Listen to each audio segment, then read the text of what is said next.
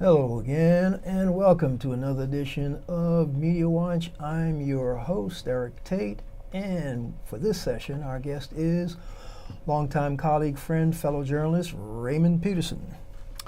Good evening. How are you, Eric? Great. Thanks for joining us on Media Watch. My pleasure.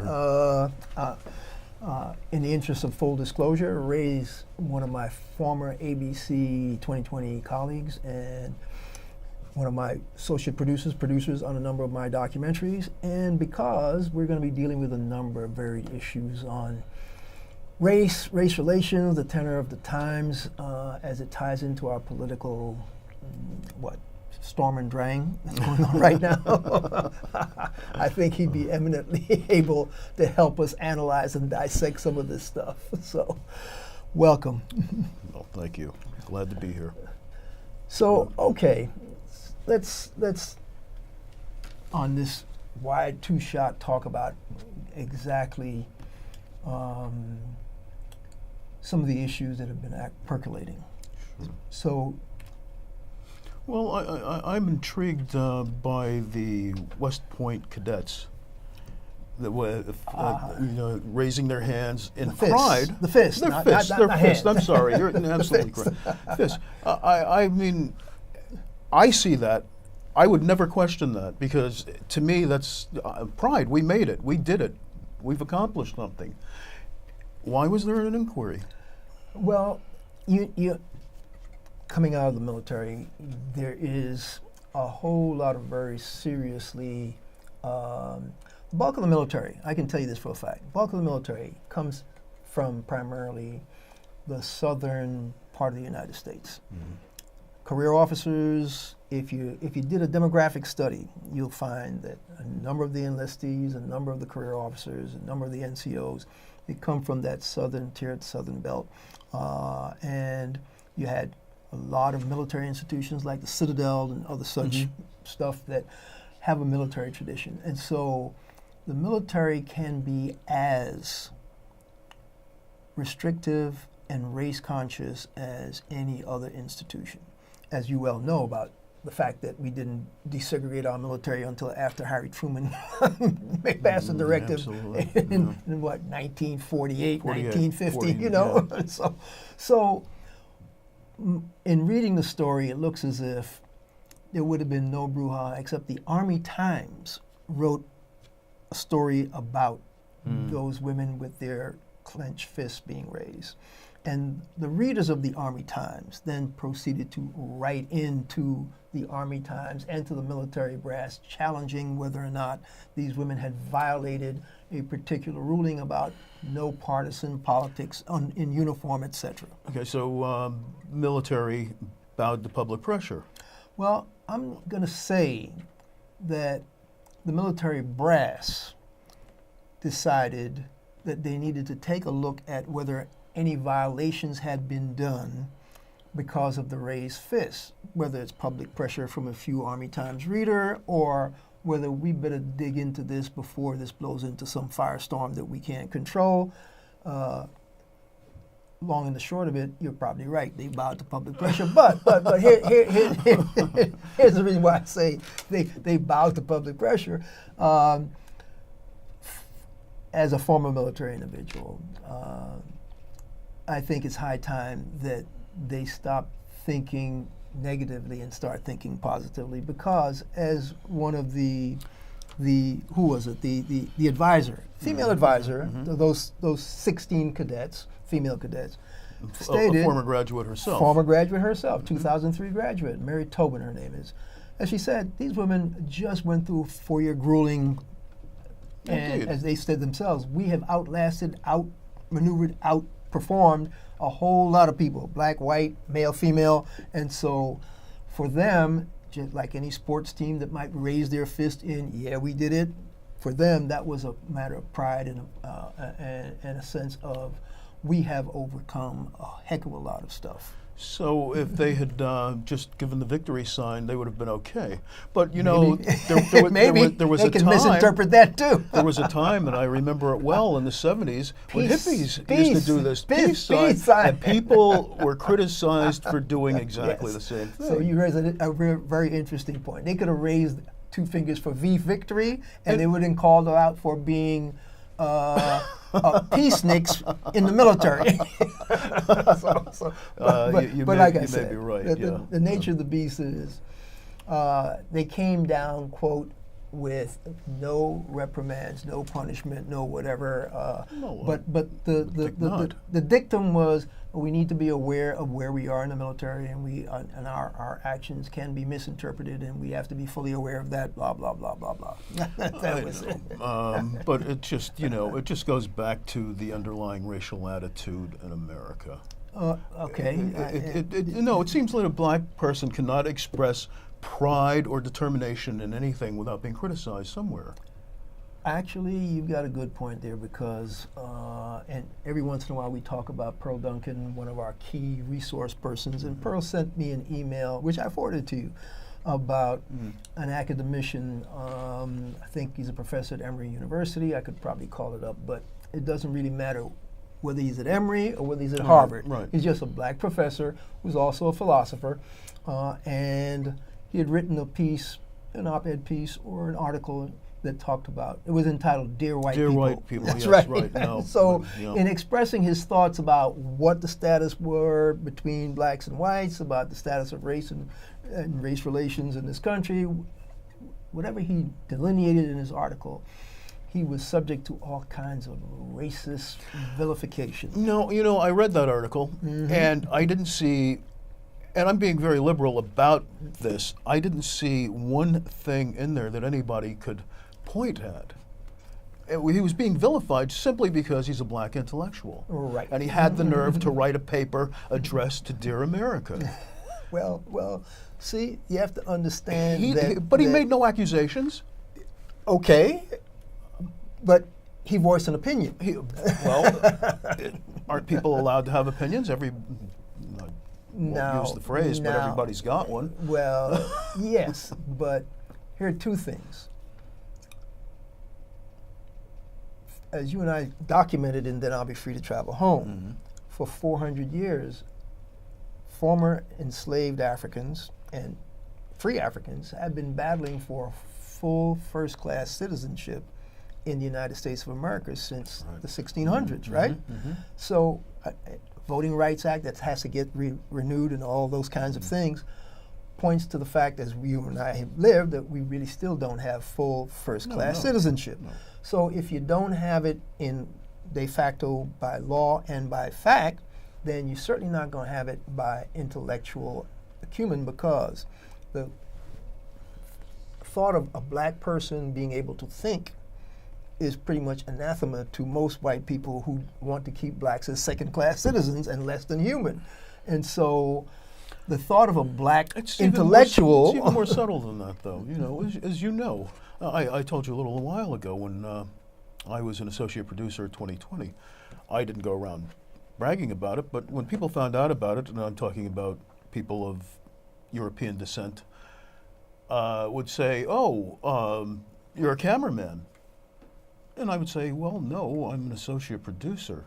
But the implication was, well, you must be doing something technical. Yes. Because you couldn't be smart enough to be doing anything else. Yeah, you need to be pulling cables. Right. You need to be climbing a ladder. I thought, well, you need to be adjusting a light. I didn't see it at the time. The interesting thing about that, which is something that you and I both know, some of the smartest, most intelligent people that we know, cameramen, lighting technicians. Absolutely. Couriers, some of the smartest people. Listen, they come in all black shapes and white. All shapes and forms. All shapes and sizes. Yeah. But the interesting thing that it points to is because of 400 years of acculturation that people have been brainwashed, and they have been brainwashed for 400 years. Their understanding of people of color is that we can't be intellectually as bright as white people, much less being intellectually brighter than white people. That's a no-no as far as their thought processes are concerned. And so for this philosopher to write a paper that even challenges the thought processes of white America, he's going to be vilified just for one, being black, and two, for thinking of himself as intellectually the equal, if not superior, of white America. And so the hate mail that he got, but the interesting thing, the follow-up interview that he did with whatever the philosophy magazine or outlet that he submitted the article, they did this follow-up interview. And the tenor of that interview was, how did those insults impact you? How did those charges of being called the N-word or being threatened with death and whatever? Did you read the follow-up interview? Yes, I did.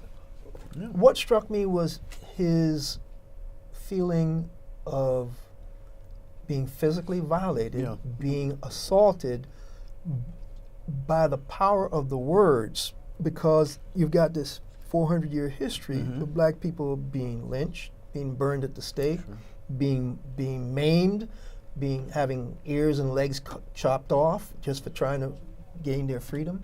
And so the mere threat of physical violence begins to actually have a physical effect on his body and his bodily functions. So. And and he's correct. And that's a 400-year kind of paradigm that you're not going to change. And so it's interesting because I want you to talk to me a little bit about what your take is on the fact that Donald Trump has now become the standard bearer, presumptive, for the Republican Party, based on the kinds of language and the kinds of insults that he's been hurling at people. Well, obviously he's stirred up something that's been there at the underbelly for a long time. I mean, this is nothing new. Thank you for saying that. They see a standard bearer that they can rally behind, and the hatred, the president. But I wonder what the root cause of it all is, though. I mean, I see what's happening, and as I say, they have a standard bearer now, somebody that they can rally behind, and they've come out of the woodwork. But why do they feel that way? Trump is stirring it up. His words have effect.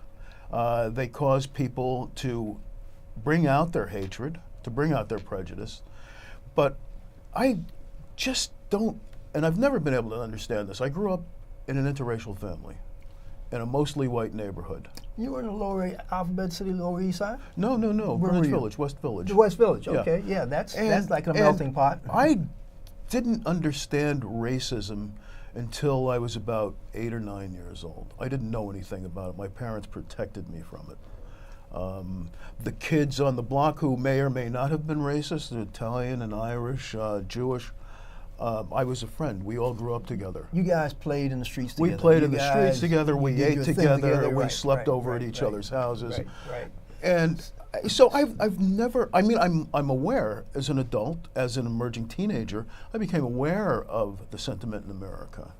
And today, well, I walk into a store and I still get followed around. It doesn't matter how well I'm dressed. I don't know why we're laughing. But that professor actually mentioned walking into a store and knowing he's going to be followed. But the interesting thing is what you said about that interracial, because hell, this isn't 21st century interracial marriage. This is mid 20th century stuff when you were growing up, right? In the 50s. That's right. 50s and 60s, so here it is, 2016. Talk to me about your take on why Old Navy ran this ad, and they had this interracial couple in the Old Navy ad, right? You had a white dad, you had a black mother, and you got this biracial kid on the hip, and you saw the ad. You see the picture? I've seen similar ads. Right. Okay. There was an immediate army of hate-filled, vitriolic emails and whatever, phone calls that descended on Old Navy as a result of that. Well, I'm not surprised, not in the least. People are threatened. They feel, they fear the browning of America.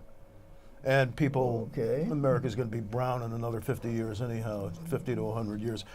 But that's neither here nor there. they feel threatened. I think it's as simple as that. Yeah, but feeling threatened and well, okay. In fairness, there was an immediate backlash Of course there was. in support of Old Navy for running that ad. So there seems to be this debate going on right now, and it's interesting because across the board, Yes. the backlash Okay. from Old Navy. Go ahead, let me hear your take. No, on I was going to say, yeah, sure. I'm sure there are people that protested the protest. Yes, there was. There was an immediate. But give me your butt. These are armchair liberals. Okay. And the reason I say that is because racism is endemic in this country. There's no two ways about it. You can't get away from it. Jane Elliott, an educator, activist, did many experiments on race relations. She did them. She had a blue eye experiment where she separated people with blue eyes and brown eyes, and one group was treated differently than the other. But the thing that stands out in my mind is she addressed an audience of European descendants and said, I want everyone who would like to be treated as a person of color to stand up. Nobody stood up. Okay. She said, well, you didn't understand my question. I want everyone who would like to be treated as a person of color to please stand up. And her point was that everybody knows that racism exists, but nobody's willing to do anything about it. Okay. I mean, and everybody's racist. My mother was racist. My mother was black and she was racist. She's one of the nicest people you'd ever meet. Accepted everybody, but I know that she was a racist because she always thought about race, and it made a difference to her. Well, do you think she was always thinking about race because she was worried about how the society was going to be treating her offspring? Well, that too. That's why I couldn't play with toy guns when I was a kid. Okay. But she couldn't have a conversation with you without saying, well, I was talking to so-and-so, he's white like you. Or I was talking to so-and-so, he's black like you. Okay. And that always stood out in my mind as a child because I didn't understand why that had to be pointed out. It's like today, people say to me, oh, I was talking to, Joe, a Chinese guy I know from work. What does it matter? Yeah. I don't know why, but everybody does it. Yeah, and that's because... So racism is, even the most liberal people... Even if it's not it. racism, race is a major major thing and how do you in North America. How do you define racism? What's your definition of racism? Oh, okay, there are all kinds of stuff. The latest thing, as a matter of fact, now we're taping on a Wednesday, it'll air on a Monday, so the night before would have been a Tuesday night, right, that I saw an interview that Charlene Hunter-Gault did on the PBS NewsHour, and Charlene was interviewing a minister out of New Orleans who had an initiative, social justice initiative. I forget the name. I should have written it down, but for years he's been doing seminars and stuff for organizations who say they want to get to the heart of dealing with racism. And he gave her a definition of racism that talks about the fact that it's detrimental treatment of other individuals based on their skin color and being other, but you also have to be in a position of power to exercise that, okay? Absolutely. And if you're not in a position of power, then all your racism is just prejudice because you can't affect somebody else's life. That wasn't his words, that was my interpretation. And so, yeah, you talk to different people and they'll give you different definitions, but the element of being in control and being in power is the crucial element for it to be racism, whether it's institutional racism or personal racism. And what I got out of the interview was that the bulk of this stuff is as much institutionalized as it is personal. Of course. And if you cannot get people to understand that in their day-to-day practices of doing their business, that they are condoning and reinforcing racism and racist practices, then we're never going to uproot it and get rid of it. And I think he's right on target. but he says you have to start with individuals within the power structure of any given organization who really want to uproot it. And then once you get them to understand and you teach them how their every action and every word, gesture helps to reinforce it, then they change, and over time they can change their culture. But that's a long-term process. Agreed, but how do you get people who believe that they're not racially motivated, that they have no racial tendencies in their body, that believe that they're liberal, and say, well, you know, I have 15 black friends. Yeah. How do you get them to recognize the inherentness of this? I mean, it's so ingrained in our society. There you go. That's exactly right. That was his point to Charlene. It's really institutionalized. It's ingrained. It's very difficult, and so what happens, and because that's really difficult to change, what I'd like for us to analyze is how do we stop overtly making it easier for racism to perpetuate and stay rooted? Because if Donald Trump is the standard bearer for the Republican Party, and Donald Trump's statements are as divisive and racially tinge is in the word, as racist as they are, then that tends to make the discourse, I shouldn't say tends to, we know for a fact that because of what he's saying, a lot of people have come out of the woodwork. Okay, we were talking about that earlier. I think you mentioned earlier, it's given people carte blanche and license to do and say what they feel like saying. So, interestingly enough, remember what the new mayor of London said? The guy who just got elected, Sadiq Khan. Sadiq Khan, he said Trump's delineating all Muslims as dangerous is just making life more difficult for Western civilization, Western liberals, and people who really want to have a rapport. I'm paraphrasing him now. He says it's fueling the non-moderates in Islam and not helping the cause of and the fact that he got elected as mayor of London actually, he says, proves the fact that no, not everybody thinks like that. And he's right. The fact that a practitioner of Islam, a Muslim, could be elected mayor of London should make Donald Trump pause. But Donald Trump says, well, I'll make an exception and let him in. That's you know. But he still wants to ban every other person, every other Muslim and every other practitioner of Islam. You know, I encountered something like that when I was a kid. It was like, I remember one day that one of my friends did say something. I'm not sure that he used the N-word, but he did say something of a prejudicial nature, not about me, about somebody else.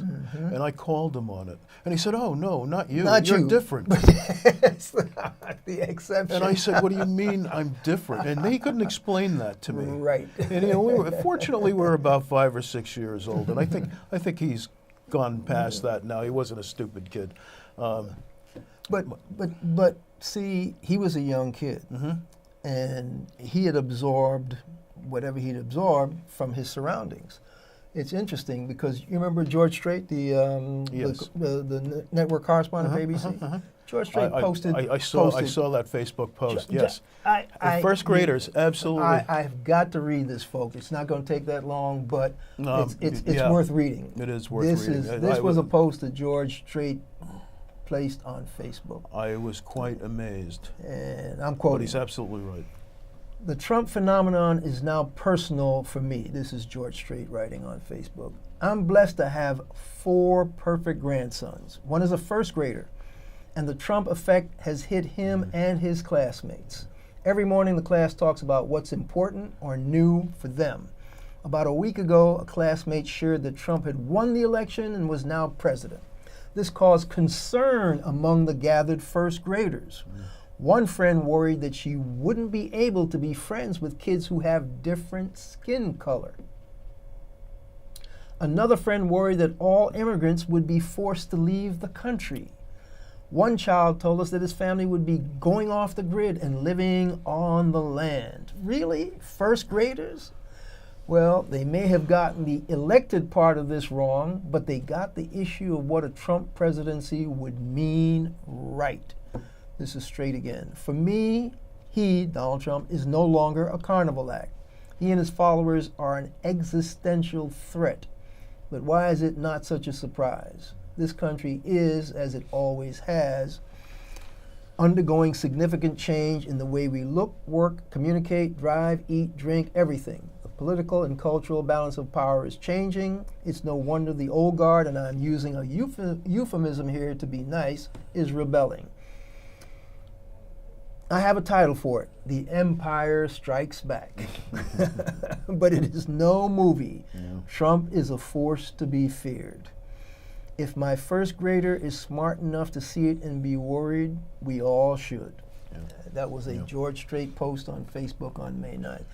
And out of the mouths of babes, if they think that they can't be friends with somebody of another color, all Muslims going to be deported. We have come to a very, very sad state when young children are fearful that if somebody gets elected to the highest office of this land, that's what this country is going to deteriorate into. Darn shame. So really is. I don't know. We've got probably a minute and a half before we roll out.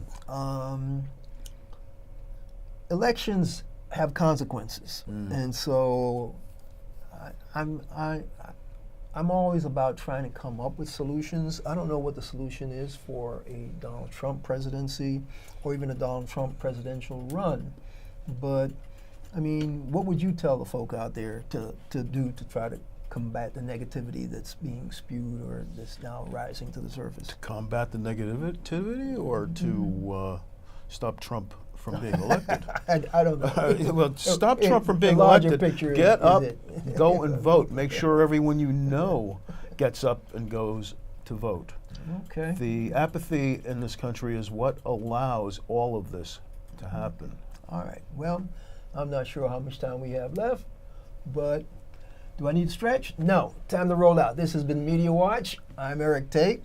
And I'm Raymond Peterson. And we thank you, and we'll catch you the next time. Thank you, EVT Educational Productions.